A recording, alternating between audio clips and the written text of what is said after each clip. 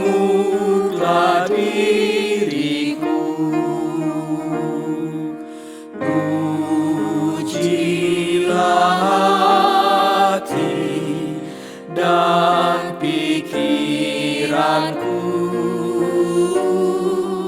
Aku telah berdosa dan cemar. Sucikan dan jadikanku benar.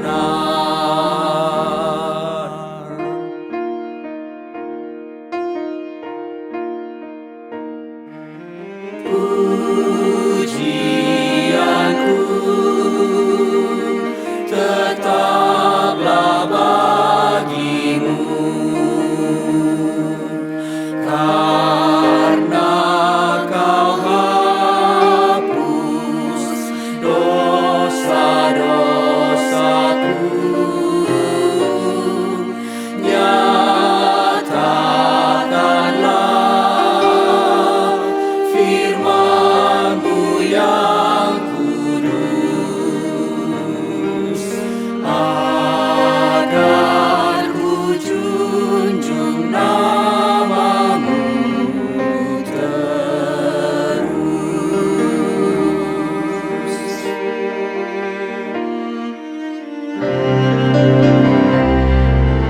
Ya Tuhanku, hidupku terimalah, kasih yang murni, oh curahkanlah, taklukkanlah dendam dan nafsuku. Tinggallah Kau tetap di hatiku.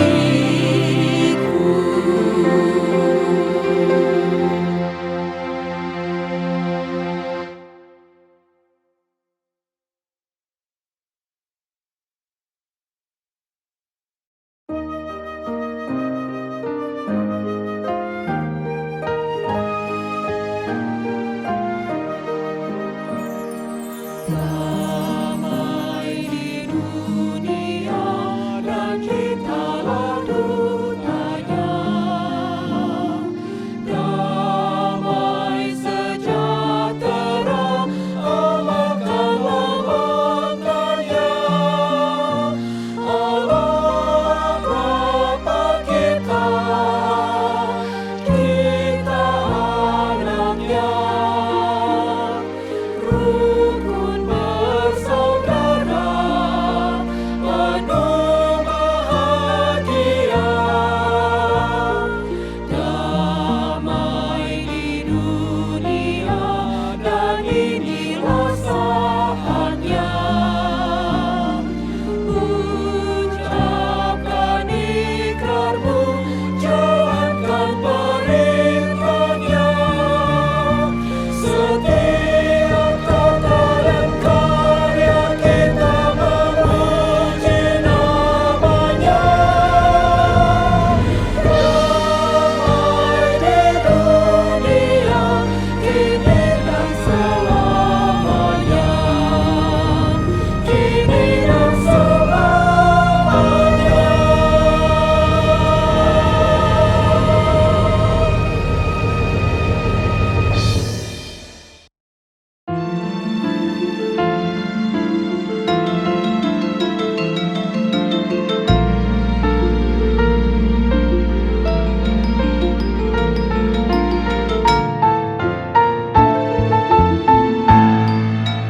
Angkatlah hatimu pada Tuhan,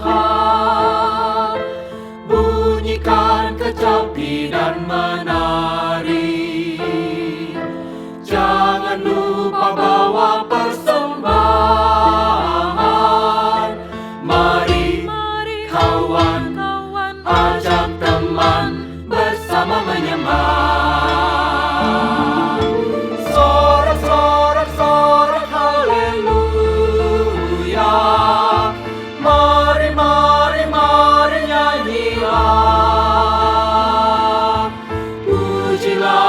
Tuhan yang Maha Kudus. Mari kawan, ajak teman, bernyanyilah terus.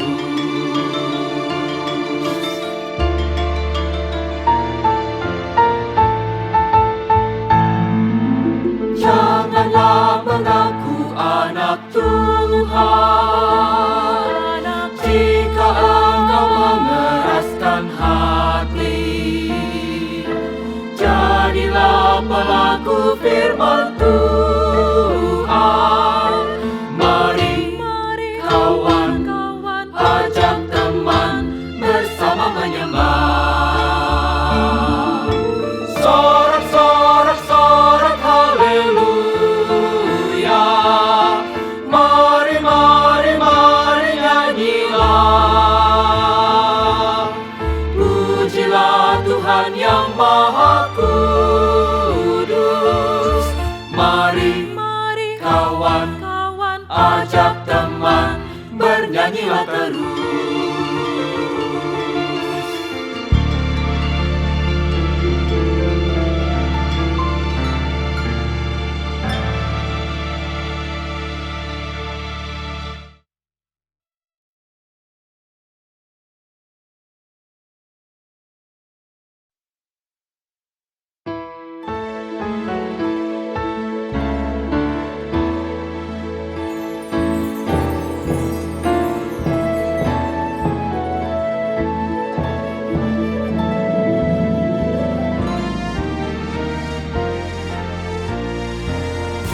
Serikat persaudaraan, berdirilah teguh.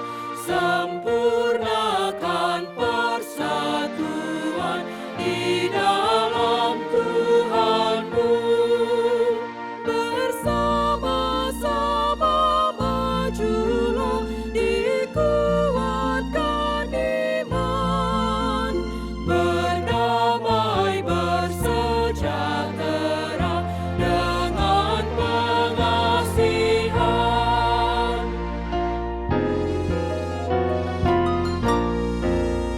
Serikatmu tetap teguh di atas alasan, yaitu satu Tuhanmu dan satulah iman.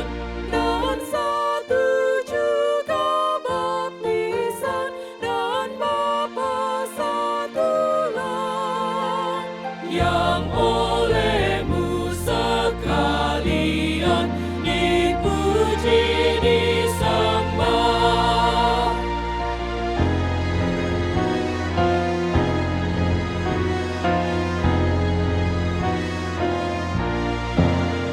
Dan masing-masing kamu pun diberi anugerah, supaya kamu bertekun dan rajin bekerja. Hendaklah hatimu rendah, tahu Tuhan berpesan. Cepat menurut firman-Nya, berkasih-kasihan.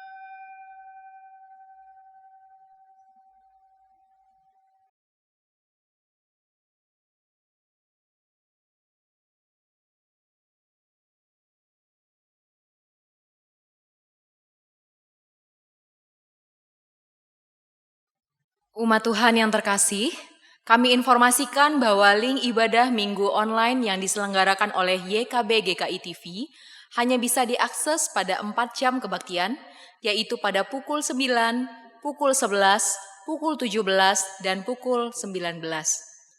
Dengan demikian, meskipun secara virtual, kita tetap dapat mewujudkan aspek persekutuan dengan sesama umat selama ibadah berlangsung. Demikian warta pada hari ini. Mari kita persiapkan diri untuk memulai ibadah kita dengan bersaat teduh.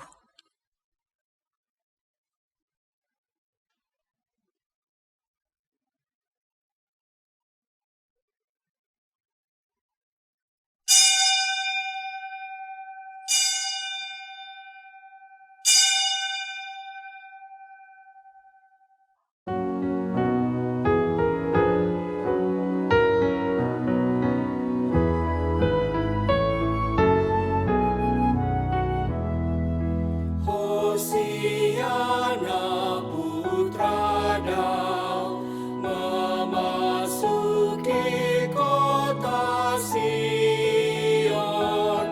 Siap-siaplah engkau, atur takhta bagi Dia. Ranting palma taburlah, buka jalan baginya.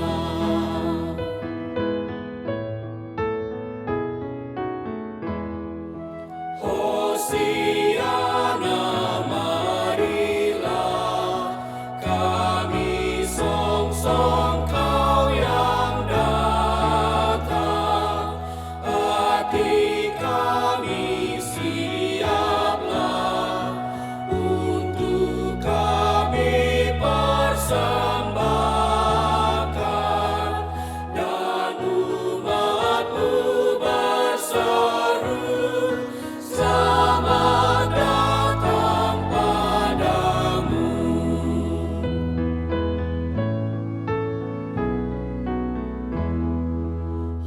Hosiana, datanglah Raja dan pahlawan damai, karya-Mu seluruhnya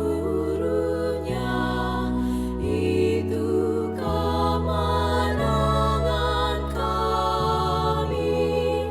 Oleh kuasa tangan-Mu, kerajaan-Mu teguh.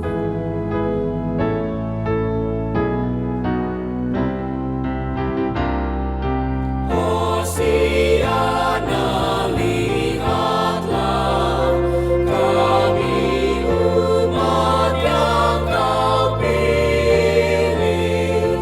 Kepadamu sajalah kami menyerahkan diri, tunduk patuh dan teguh, melakukan perintah-Mu.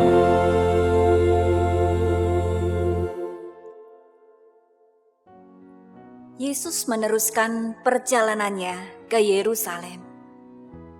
Dan ketika ia telah dekat Betfage dan Betania, yang terletak di gunung yang bernama Bukit Zaitun, Yesus menyuruh 2 orang murid-Nya. Pergilah ke kampung yang di depanmu itu. Pada waktu kamu masuk di situ, kamu akan mendapati seekor keledai muda tertambat yang belum pernah ditunggangi orang. Lepaskanlah keledai itu dan bawalah kemari. Dan jika ada orang bertanya kepadamu, "Mengapa kamu melepaskannya?" Jawablah begini, "Tuhan memerlukannya." Lalu pergilah mereka yang disuruh itu, dan mereka mendapati segala sesuatu seperti yang telah dikatakan Yesus. Mereka membawa keledai itu kepada Yesus, lalu mengalasinya dengan pakaian mereka dan menolong Yesus naik ke atasnya. Dan sementara Yesus mengendarai keledai itu, mereka menghamparkan pakaiannya di jalan. Ketika ia dekat Yerusalem, mulailah semua murid yang mengiringi dia bergembira dan memuji Allah dengan suara nyaring, berseru, Hosana, diberkatilah dia yang datang sebagai Raja. Hosana, diberkatilah dia yang datang dalam nama Tuhan.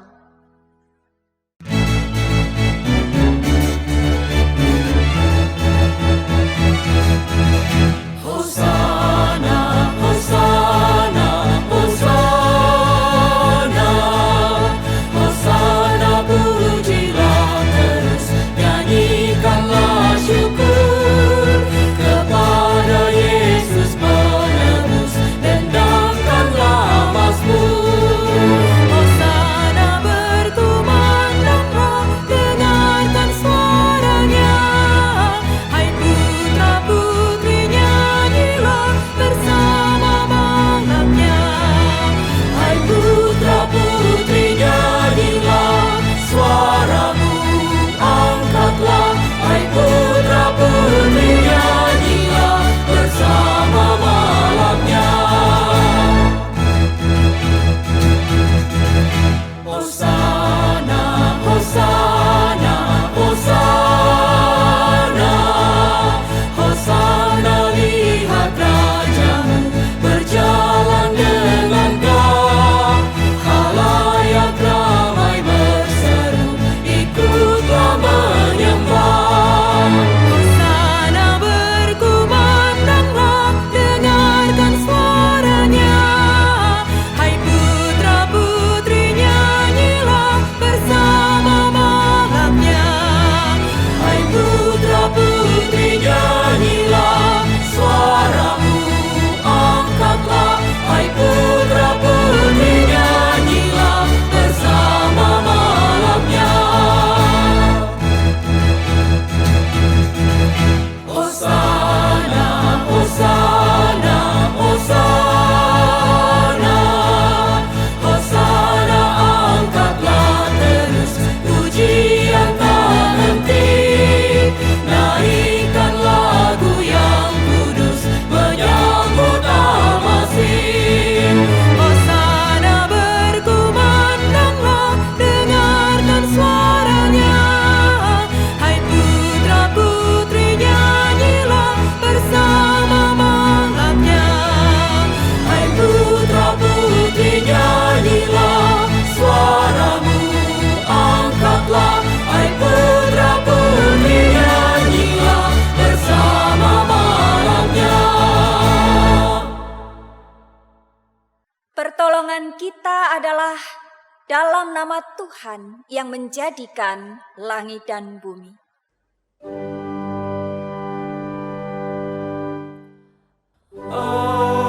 Amin, amin, amin.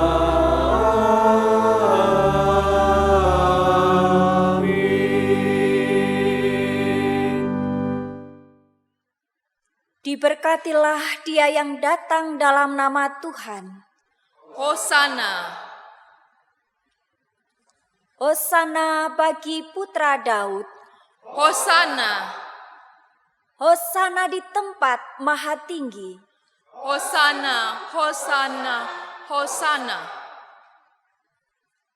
Hari ini kita merayakan Minggu Palmarum Sengsara yang menjadi peringatan akan peristiwa Yesus memasuki kota Yerusalem untuk menghadapi jalan sengsaranya. Untuk mengenang peristiwa itu, mari kita berseru. Bersyukurlah kepada Tuhan, sebab Ia baik. Bahwasanya untuk selama-lamanya kasih setianya. Biarlah Israel berkata, Bahwasanya untuk selama-lamanya kasih setianya. ya Tuhan, berilah kiranya keselamatan. Ya Tuhan, berilah kiranya kemujuran. Diberkatilah dia yang datang dalam nama Tuhan. Kami memberkati kamu dari dalam rumah Tuhan. Tuhan Allah, dia menerangi kita. Ikatkanlah korban hari raya itu dengan tali pada tanduk-tanduk mezbah. Allahku, Engkau, aku hendak bersyukur kepadamu. Allahku, aku hendak meninggikan Engkau. Bersyukurlah kepada Tuhan, sebab Ia baik, bahwasanya untuk selama-lamanya kasih setianya. Mari kita berdoa. Kami sungguh bersyukur kepadamu ya Allah. Sebab hari ini kami dapat menyatakan bahwa Putramu Yesus Kristus adalah Mesias dan Raja bagi kami semua. Ia memasuki Yerusalem dengan keledai yang menjadi lambang kerendahan hati. Ia pun siap mengerjakan karya keselamatannya dan menjadi seorang hamba yang menderita. Namun kami menyadari perbuatan dan perkataan kami terkadang tidak selaras dengan rasa syukur kami. Bukan gaya hidup menghamba yang kami jalani dalam keseharian kami. Justru kami lebih sering menjadi tuan atas diri sendiri. Kami merasa diri lebih dibanding orang lain, hingga cenderung meremehkan mereka. Kami cari aman dan nyaman untuk diri sendiri, sambil melarikan diri dari tugas dan tanggung jawab. Kami tidak mau repot dan tidak berani ambil risiko, sehingga kebutuhan orang lain dikorbankan. Kami menuntut orang lain berbuat benar, tetapi menutupi kesalahan sendiri demi gengsi. Ya Allah, betapa kontra sikap hidup kami dengan teladan Kristus yang hidup menghamba.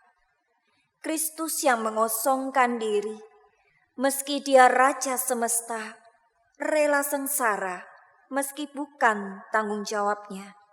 Mengorbankan diri demi manusia dan semesta, bersedia dihakimi meskipun berlaku benar. Ampunilah kami dan kasihanilah kami ya Allah. Tuhan kasihani, Kristus kasihani, Tuhan kasihani kami.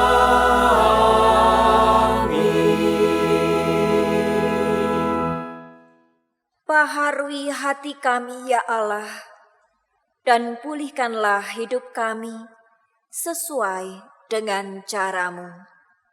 Amin.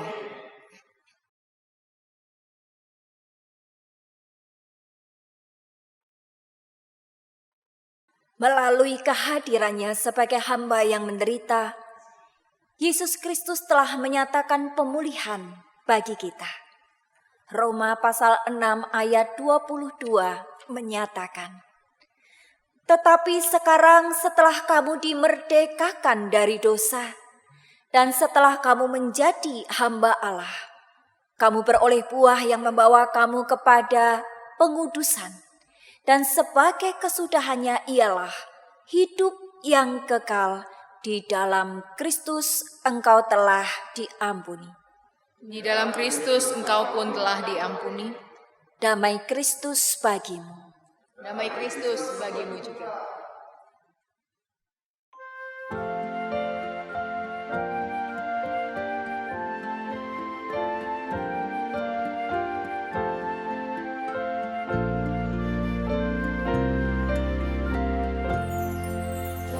Dapat kami pahami caramu menjawab jeritan orang yang susah.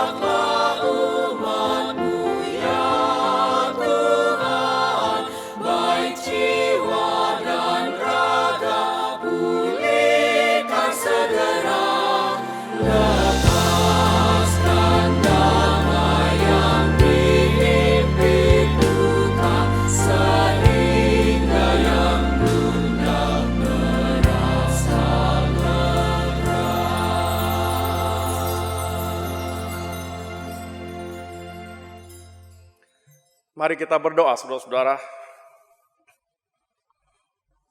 Lawatlah kami ya Tuhan pada hari Minggu ini.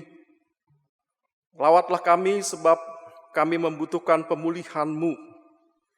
Lawatlah kami sebab kami yakin ketika kami datang mendengar firman-Mu, Engkau akan melepaskan damai yang dihimpit duka sehingga kami menjadi lega.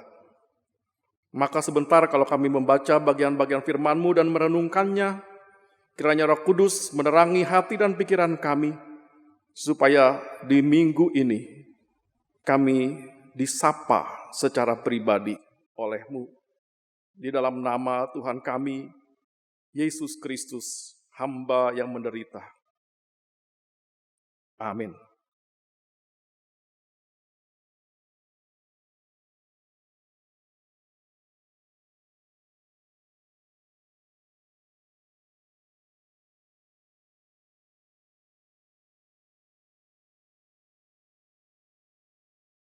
Bacaan pertama dari kitab Yesaya pasalnya yang ke-50, ayat 4 sampai ayatnya yang ke-9. Tuhan Allah telah memberikan kepadaku lidah seorang murid, supaya dengan perkataan aku dapat memberi semangat baru kepada orang yang letih lesu. Setiap pagi ia mempertajam pendengaranku, untuk mendengar seperti seorang murid. Tuhan Allah telah membuka telingaku, dan aku tidak memberontak, tidak berpaling ke belakang. Aku memberi punggungku kepada orang-orang yang memukul aku, dan pipiku kepada orang-orang yang mencabut janggutku.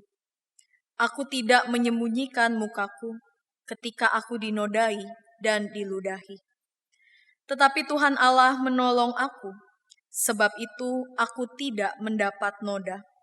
Sebab itu aku meneguhkan hatiku seperti keteguhan gunung batu. Karena aku tahu bahwa aku tidak akan mendapat malu. Dia yang menyatakan aku benar telah dekat. Siapakah yang berani berbantah dengan aku? Marilah kita tampil bersama-sama. Siapakah lawanku berperkara? Biarlah ia mendekat kepadaku. Sesungguhnya Tuhan Allah menolong aku. Siapakah yang berani menyatakan aku bersalah? Sesungguhnya mereka semua akan memburuk seperti pakaian yang sudah usang. Ngengat akan memakan mereka. Demikianlah sabda Tuhan. Syukur kepada Allah.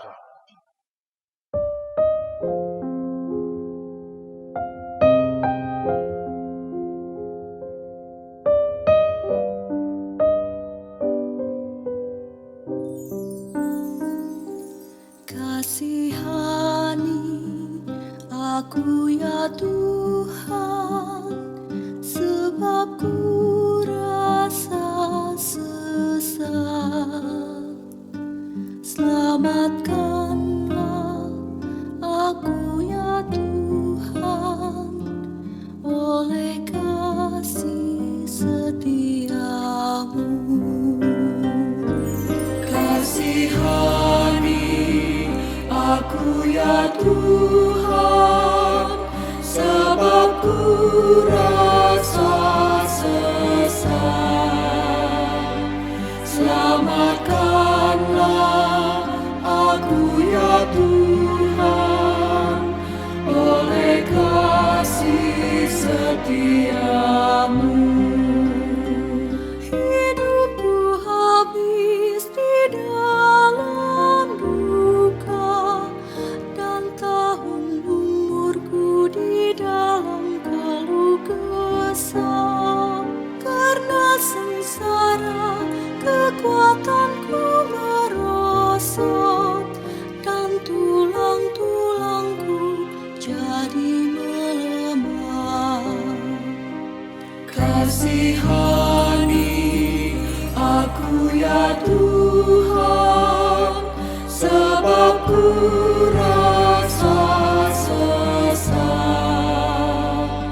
Selamatkanlah aku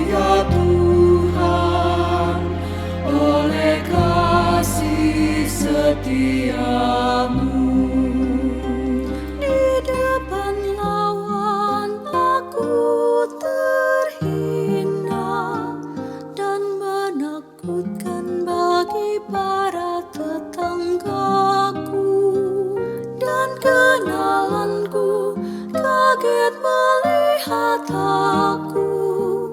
Orang di jalan pun lari dariku. Kasihani aku ya Tuhan, sebab ku rasa sesat. Selamatkanlah aku ya Tuhan, oleh kasih setiamu. Ku telah hilang dari ingatan, telah menjadi bagai barang yang pecah, sebab musuhku berunding melawanku. Bersatu hati cabut nyawaku. Kasihani aku ya Tuhan, sebab ku rasa sesat. Selamatkanlah aku ya Tuhan, oleh kasih setiamu.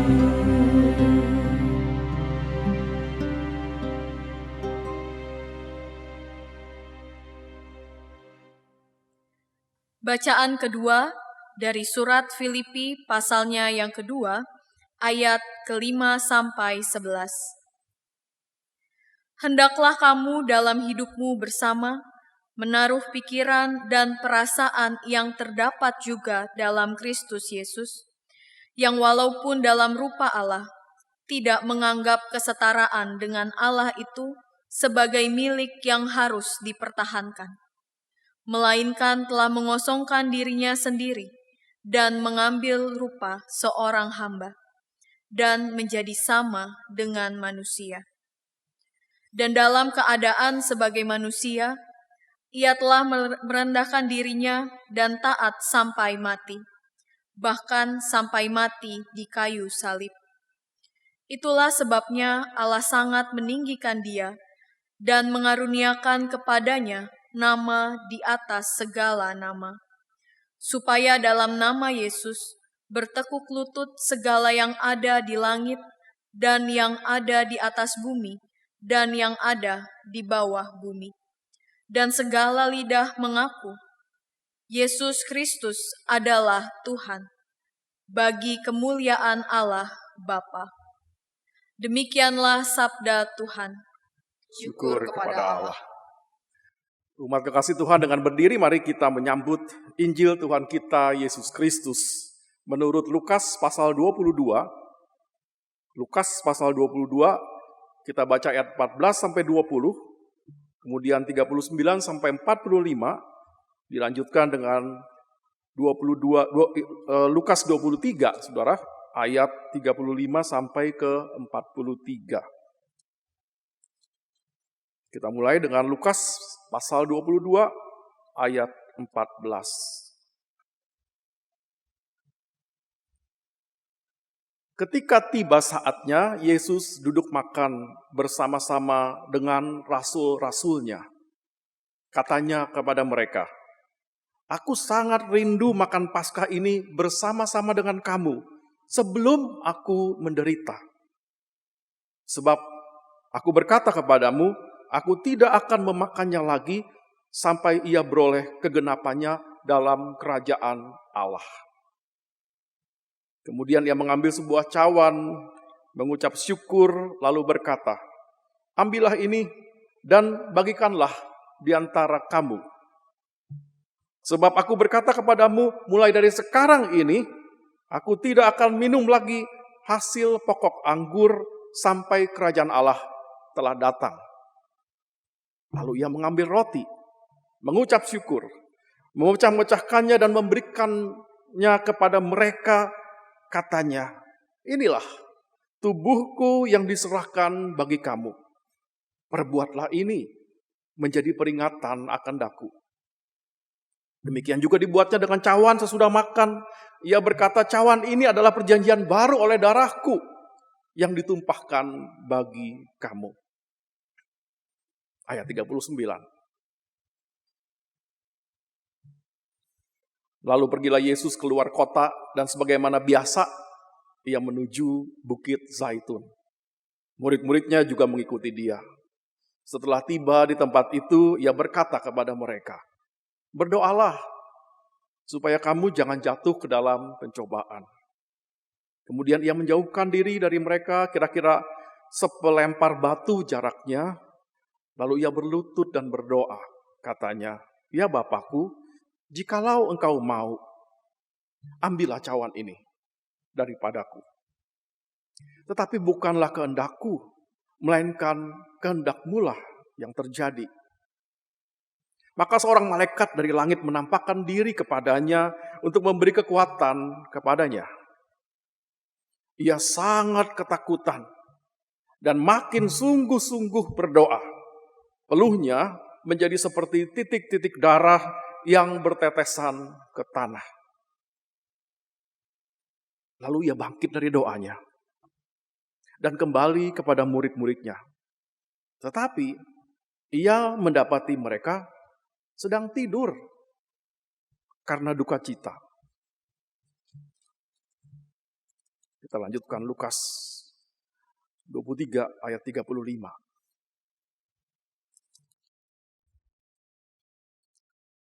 Orang banyak berdiri di situ dan melihat semuanya. Pemimpin-pemimpin mengejek dia, katanya, orang lain ia selamatkan. Biarlah sekarang ia menyelamatkan dirinya sendiri. Jika ia adalah Mesias, orang yang dipilih Allah. Juga prajurit-prajurit mengolok-olokkan dia. Mereka mengunjukkan anggur asam kepadanya dan berkata, jika engkau adalah raja orang Yahudi, selamatkanlah dirimu. Ada juga tulisan di atas kepalanya, inilah raja orang Yahudi. Seorang dari penjahat yang digantung itu menghujat dia, katanya, bukankah engkau adalah Kristus? Selamatkanlah dirimu dan kami. Tetapi yang seorang menegur dia, katanya, tidakkah engkau takut juga tidak kepada Allah? Sedang engkau menerima hukuman yang sama. Kita memang selayaknya dihukum. Sebab kita menerima balasan yang setimpal dengan perbuatan kita. Tetapi orang ini tidak berbuat sesuatu yang salah. Lalu ia berkata, Yesus, ingatlah akan aku apabila engkau datang sebagai raja. Kata Yesus kepadanya, aku berkata kepadamu, sesungguhnya hari ini juga engkau akan ada bersama-sama dengan aku di dalam Firdaus.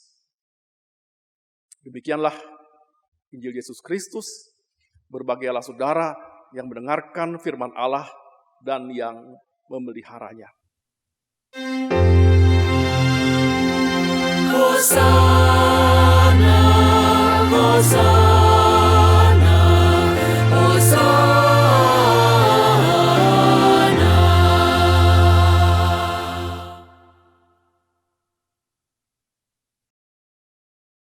Di masa Prapaskah tahun 2004, sutradara Mel Gibson merilis film The Passion of Christ.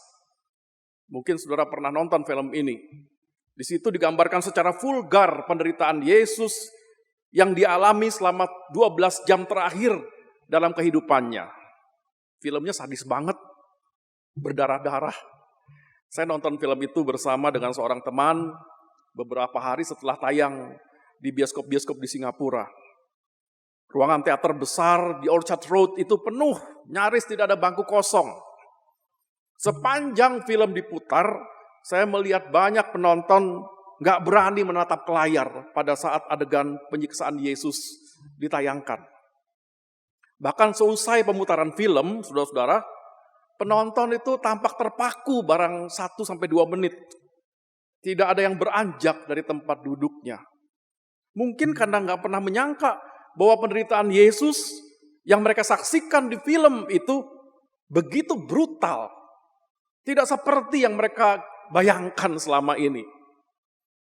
Saudara, film The Passion berhasil mengajak penonton melihat hebatnya penderitaan fisik yang Yesus alami. Tapi ada sisi lain sebetulnya dari penderitaan Yesus. Dan bacaan Injil hari ini mengungkapkan bahwa Yesus sebetulnya bukan hanya menderita secara fisik, tapi juga mengalami penderitaan batin. Bacaan Injil mengungkap setidaknya ada 2 penderitaan batin yang Yesus alami. Yang pertama, menderita karena kesendirian.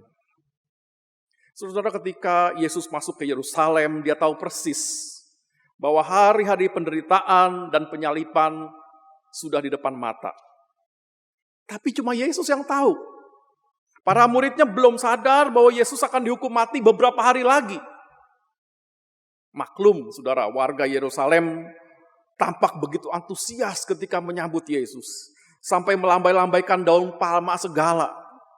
Kelihatannya mereka itu friendly banget. Jadi kok rasanya mustahil kalau dalam tempo beberapa hari warga kemudian akan berubah sikap 180 derajat. Kayaknya nggak mungkin.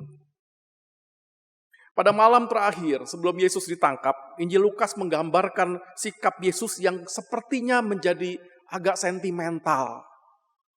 Ia berkata pada murid-muridnya di Lukas 11 ayat 5, "Aku sangat rindu makan Paskah ini bersama-sama dengan kamu sebelum aku menderita. Aku berkata kepadamu, aku tidak akan memakannya lagi sampai beroleh kegenapannya dalam kerajaan Allah." Kata rindu di dalam ayat ini, saudara, menunjukkan suasana hati Yesus yang penuh beban, galau. Dia tahu bahwa dalam tempo kurang dari 24 jam, dia sudah akan mati disalib. Maka di jam-jam terakhir itu, dia rindu untuk berada di tengah-tengah orang terdekatnya. Dan ketika perjamuan mulai diadakan berulang-ulang, Yesus memberitahukan bahwa kematiannya sudah dekat. Saat dia minum air anggur, dia berkata, "Mulai dari sekarang aku tidak akan minum lagi hasil pokok anggur sampai kerajaan Allah telah datang." Saat memecah dan membagi-bagikan roti, kembali Yesus berkata, "Inilah tubuhku yang diserahkan bagi kamu." Melaluinya Yesus ingin memberitahu para murid, sebentar lagi aku ini mati. Ini momen terakhir kita loh. Para murid memang berduka, saudara, ketika Yesus mengatakan bahwa dia akan mati. Tapi mungkin mereka tidak akan menyangka bahwa kejadiannya akan begitu cepat esok harinya. Mereka tidak sepenuhnya paham pergumulan yang Yesus hadapi. Tidak heran ketika Yesus mengajak mereka menemani dia berdoa di Bukit Zaitun, mereka malah ketiduran. Saudara-saudara, keterbatasan para murid untuk memahami secara persis pergumulan Yesus membuat Yesus mengalami kesepian yang mencekam. Dan itu digambarkan di Injil Lukas. Dikatakan ketika Yesus sedang berdoa seorang diri, dia merasa gentar. Ia sangat ketakutan dan makin sungguh-sungguh berdoa, peluhnya menjadi seperti titik-titik darah yang bertetesan ke tanah. Bayangkan saudara, sementara Yesus lagi bergumul menghadapi salib dan kubur, orang-orang terdekatnya malah lagi pada tidur. Maka saudara pernah mengalami penderitaan batin karena merasa sendirian, gak ada yang mengerti saudara. Ini terjadi biasanya ketika tak seorang pun bisa memahami beratnya pergumulan yang sedang kita alami dan kita hadapi. Saya pernah mengalami kesepian yang menakutkan seperti itu ketika saya akan dioperasi, menjelang operasi saraf tulang belakang. Saya sebetulnya termasuk beruntung, saudara, karena waktu itu ada banyak teman gereja membesuk, menemani. Bahkan sebelum masuk ke ruang operasi, mereka mendoakan saya dengan sungguh-sungguh dan memberikan kata-kata yang menguatkan. Ya, tapi hanya sejauh itu mereka bisa menemani. Toh akhirnya ketika saya digeledek masuk ke ruang operasi, tak seorang pun bisa mengalami apa yang saya alami. Toh akhirnya harus saya sendiri yang menjalani operasi 6 jam itu. Toh tak seorang pun yang bisa paham betapa rasa sakitnya itu. Dan betapa gelisahnya saya karena bertanya, akankah operasi ini nanti membuat saya sehat atau cacat? Kembali hidup normal atau meninggal? Sejujurnya saudara, kita memang tidak bisa sepenuhnya memahami penderitaan yang dihadapi orang lain. Kita bisa saja menangis bersama mereka, mendoakan mereka, tapi kita kan gak bisa mengalami kesusahan mereka. Nah, fakta ini saudara-saudara yang memunculkan kesepian yang mencekam, seperti yang Yesus alami ketika dia berdoa malam itu. Di Amerika Serikat, bagian selatan, pernah ada masa di mana banyak orang kulit hitam hidup menderita karena diperbudak oleh orang-orang kulit putih. Mereka kerap diperlakukan semena-mena, salah sedikit saja kemudian mereka dipecut, dipukuli, disiksa oleh tuannya. Dan mereka tidak punya tempat untuk mengadu atau menuntut keadilan. Karena rasialisme memang sangat kental ketika itu di bawah pemerintahan orang-orang kulit putih. Jadi bagaimana mereka bisa mengadu? Di masa itulah, saudara-saudara, mereka mengadu kepada Tuhan. Mereka menjerit kepada Tuhan. Banyak orang kulit hitam menggubah nyanyian untuk mengungkapkan penderitaan batin yang mereka alami. Salah satu lagu mereka berbunyi begini, saudara.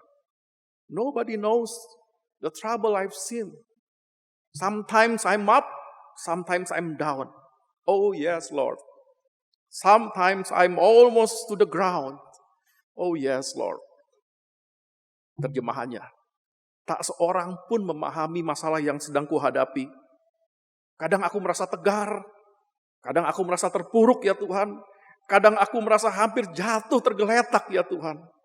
Tak seorang pun memahami masalah yang kuhadapi. Nobody knows the troubles I've seen. Seperti itu juga penderitaan batin Yesus. Dia menderita karena dia kesepian. Sendirian. Yang kedua, saudara, penderitaan batin Yesus adalah dia menderita karena dia dikhianati. Saat perjamuan malam diadakan, Yesus berbicara dengan terus terang. Lihat, tangan orang yang menyerahkan aku ada bersama dengan aku di meja ini. Para murid lalu saling tuding, saudara. Saling curiga, siapa nih si penjahat itu, si pengkhianat itu? Kita yang membaca Injil Lukas sekarang tahu bahwa yang dimaksud adalah Yudas Iskariot.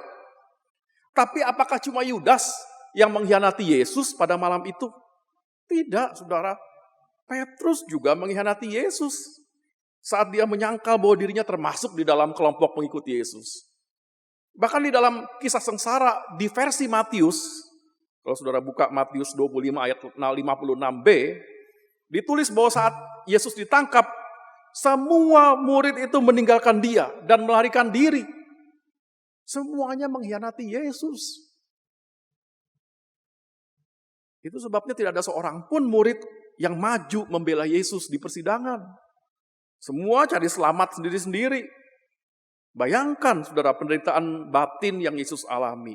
Ketika melihat orang-orang terdekatnya memalingkan muka tepat di puncak penderitaannya, ketika ia membutuhkan dukungan mereka.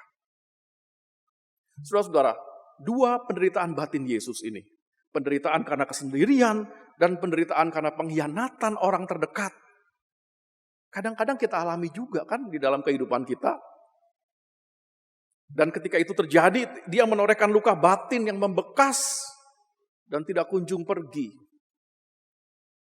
Ada seorang ibu merasa kecewa sekali ketika suaminya meninggal karena COVID. Dia kecewa dengan gerejanya. Memang saat itu situasi lagi gawat-gawatnya sehingga gereja tidak bisa melayankan kebaktian penghiburan. Dan kebaktian penguburan pun terpaksa dilakukan jarak jauh lewat Zoom meeting. Si ibu dan anak-anaknya cuma bisa mengikuti kebaktian itu lewat layar HP mereka yang kecil dan kebetulan putus nyambung koneksinya. Sahabat dan kerabat tentu tidak ada yang hadir karena situasi dan kondisi tidak memungkinkan. Di satu sisi, saudara, ibu ini maklum. Kalau tidak ada orang yang bisa hadir, maklum. Nggak ada yang bisa dipersalahkan. Tapi di sisi lain, nggak bisa dipungkiri, ada rasa kecewa. rasa sendirian, dan ditinggalkan oleh orang-orang terdekat. Dia mengalami luka batin yang menambah berat rasa dukanya. Saudara, penderitaan batin itu kadang-kadang memang mampir tanpa bisa kita hindari. Lantas bagaimana menghadapinya? Di sini mungkin kita bisa belajar dari kisah sengsara Yesus. Ada dua sikap positif yang Yesus tunjukkan pada saat hamba yang menderita itu mengalami penderitaan batin. Sikap yang pertama, saudara, dia berusaha melihat melampaui penderitaan. He looks beyond the suffering. Yesus meyakini bahwa penderitaan yang dia hadapi itu kelak akan berakhir dengan membuahkan sesuatu yang baik di masa depan, yaitu digenapinya kehendak Allah, keselamatan bagi umat manusia. Oleh sebab itu dalam doanya dia berkata, "Ya Bapa, ambillah cawan ini daripadaku, tetapi bukanlah kehendakku, melainkan kehendak-Mu lah yang terjadi." Bacaan pertama kita, Yesaya pasal 50, ayat 4 dan 9, memperjelas gambaran ini, saudara. Isinya memuat syair tentang penderitaan sang hamba Tuhan. Syair ini di ayat 7 kalau kita lihat, di ayat 6, ya mulai dari ayat 6 itu isinya suram, saudara, gambaran suram tentang penderitaan. "Aku memberi punggungku kepada orang-orang yang memukul aku, dan pipiku kepada orang-orang yang mencabut janggutku. Aku tidak menyembunyikan mukaku ketika aku dinodai dan diludahi." Ya, gambaran suram penderitaan. Tapi di ayat 7 tiba-tiba berubah, saudara, menjadi gambaran cerah tentang masa depan. "Tetapi Tuhan Allah menolong aku, sebab itu aku tidak mendapat noda. Sebab itu aku meneguhkan hatiku seperti keteguhan gunung batu, karena aku tahu bahwa aku tidak akan mendapat malu," dan seterusnya dan sebagainya. Syair ini menyatakan, saudara, bahwa penderitaan sang hamba Tuhan ujung-ujungnya akan membentuk dia menjadi seorang yang tegar, yang dengan perkataan dapat memberi semangat baru kepada orang yang letih lesu.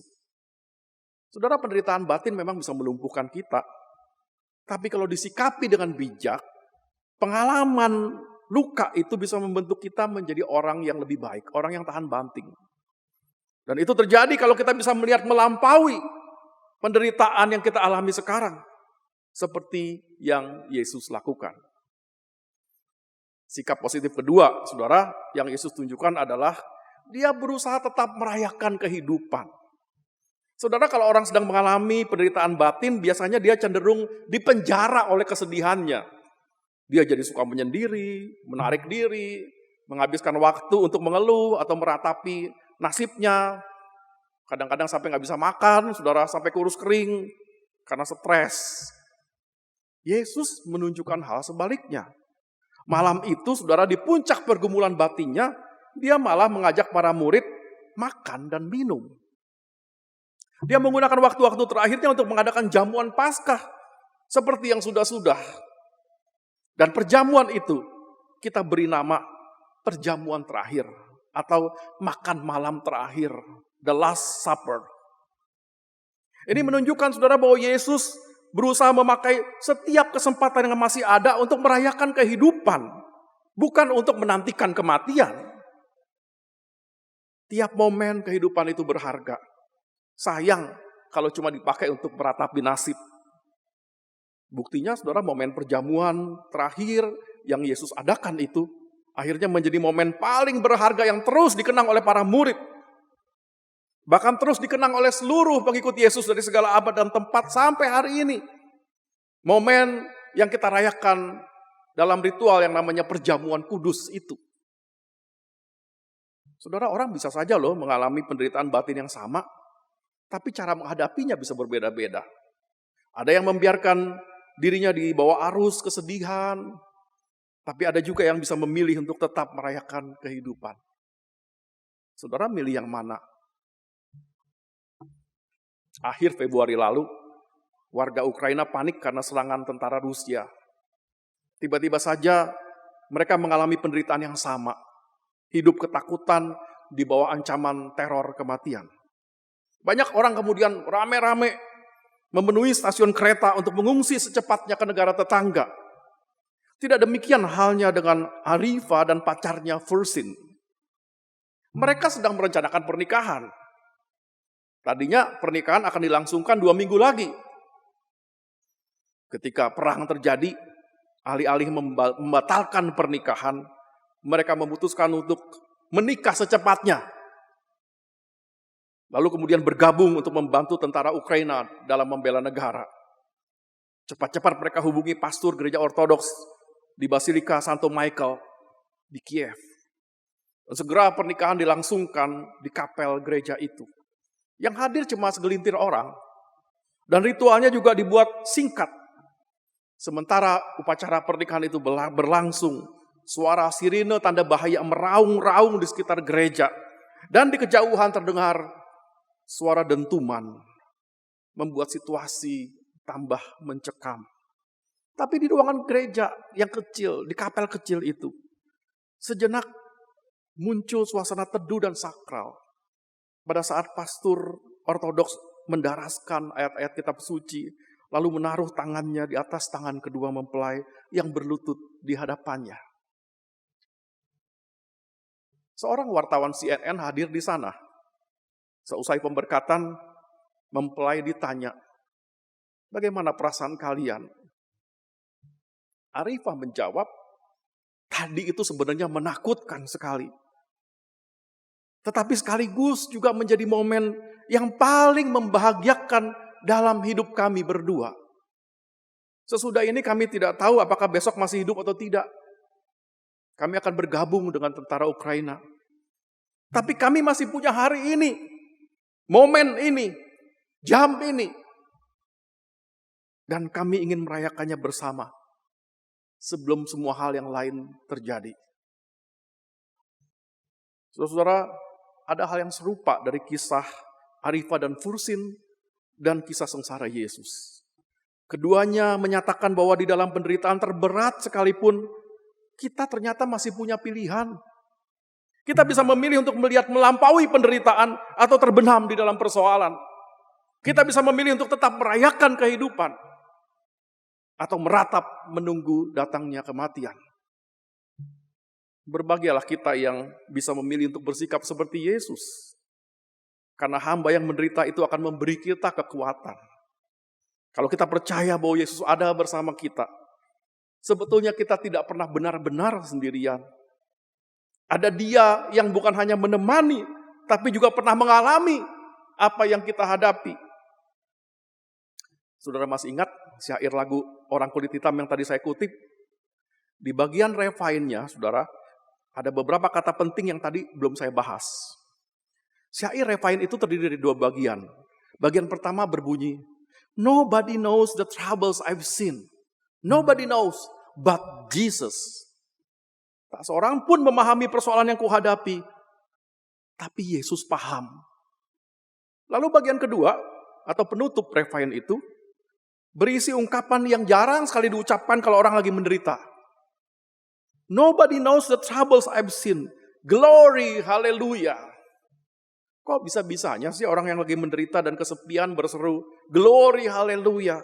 Terpujilah Tuhan, kemuliaan bagi Tuhan." Karena si komponis akhirnya menyadari bahwa sekalipun Yesus tidak bisa serta-merta mengakhiri pergumulannya, Yesus bisa memahaminya dan menemani dia di dalam penderitaan. Dan bagi dia, itu sudah cukup. Lebih dari cukup.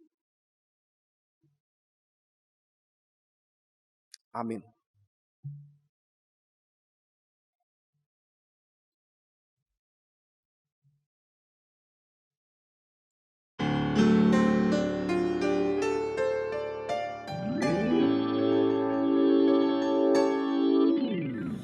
Nobody knows the trouble I've seen. Nobody knows but Jesus.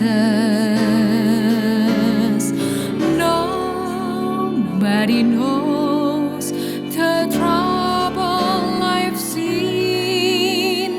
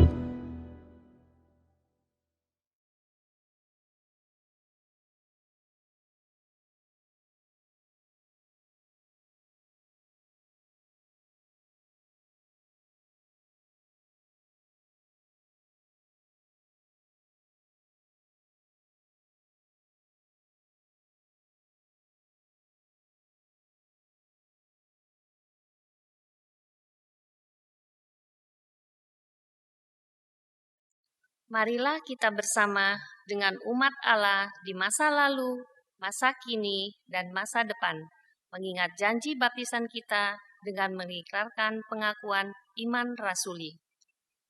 Aku percaya kepada Allah, Bapa yang Maha Kuasa, Khalik langit dan bumi, dan kepada Yesus Kristus, Anak-Nya tunggal Tuhan kita, yang dikandung dari Roh Kudus, lahir dari anak darah Maria, yang menderita sengsara di bawah pemerintahan Pontius Pilatus, disalibkan, mati dan dikuburkan, turun ke dalam kerajaan maut. Pada hari yang ketiga, bangkit pula dari antara orang mati, naik ke surga, duduk di sebelah kanan Allah, Bapa yang Maha Kuasa. Dan dari sana Ia akan datang untuk menghakimi orang hidup dan yang mati. Aku percaya pada Roh Kudus, gereja yang kudus dan am, persekutuan orang kudus, pengampunan dosa, kebangkitan orang mati, dan hidup yang kekal. Amin.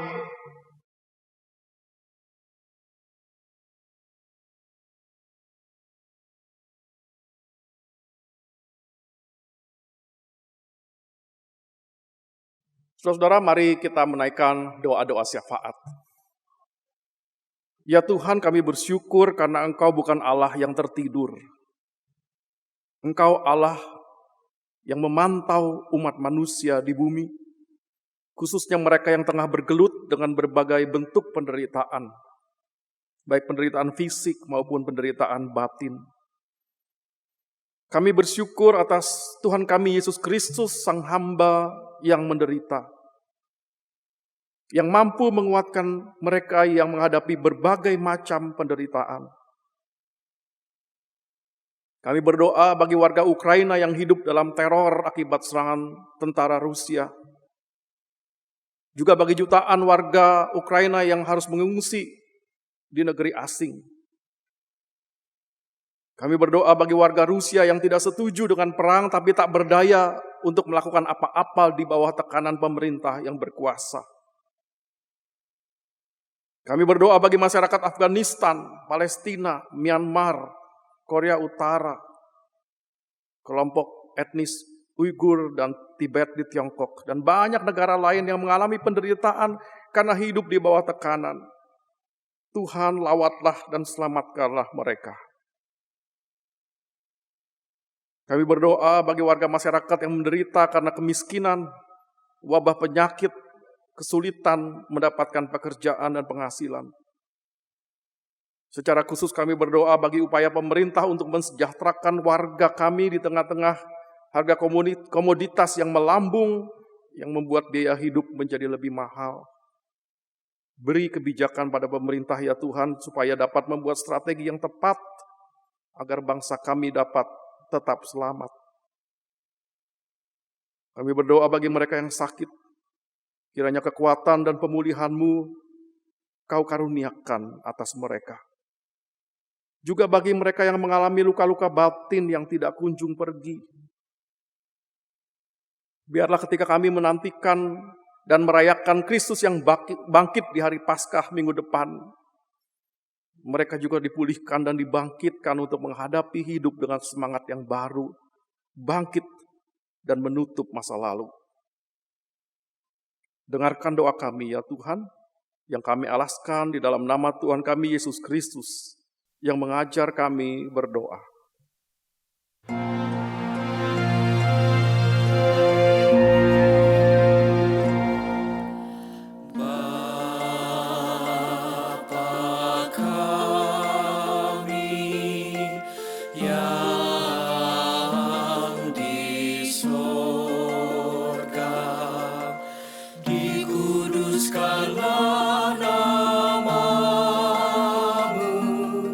Datanglah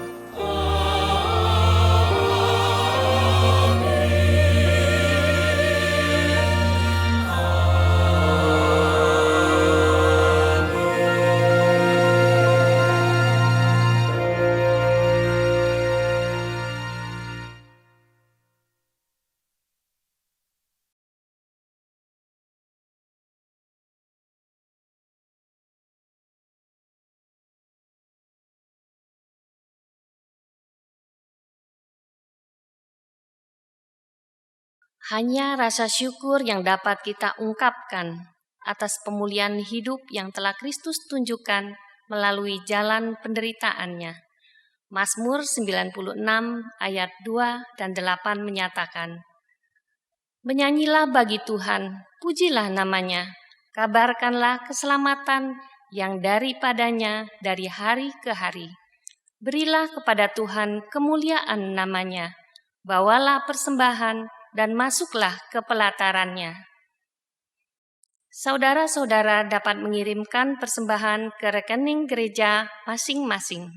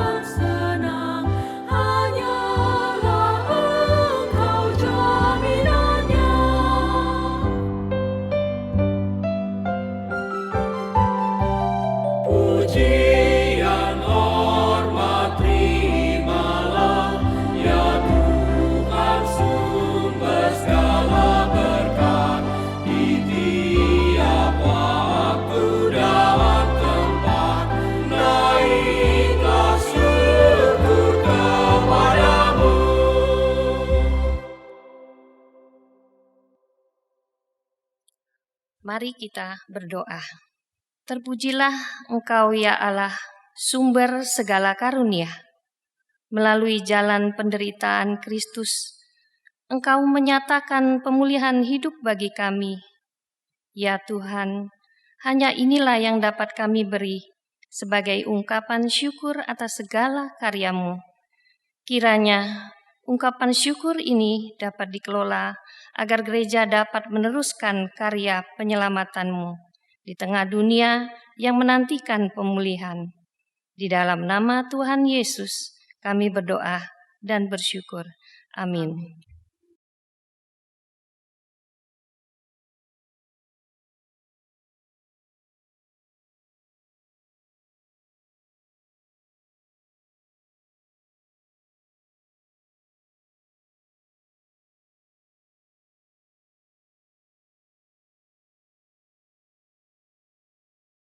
Umat kekasih Tuhan, setiap kita menghadapi kadang-kadang jalan yang sulit. Mari kita meneladani Kristus yang telah menjadi hamba ketika menempuh jalan penderitaan. Mari kita menguatkan hati kita supaya kita tidak terpuruk di dalam penderitaan, tapi kita tetap setia pada saat harus menjalani jalan penderitaan.